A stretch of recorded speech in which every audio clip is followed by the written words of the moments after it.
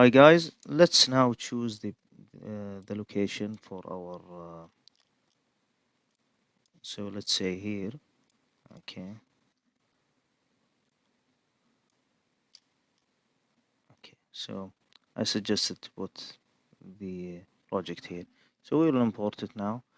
The if you remember the file we exported, it's Lumion file one, which is this one.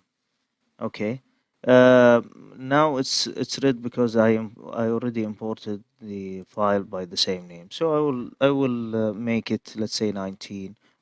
Okay, Lumion file 19, and then I select OK. Okay. Now this is our project now. Okay.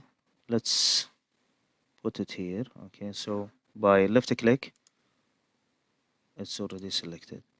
So we'll select now the rotation to rotate our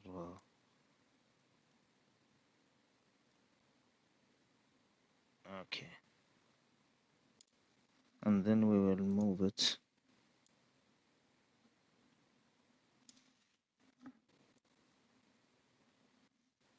Okay, so yeah, we import it now. We import our 3ds Max file successfully to the Lumion.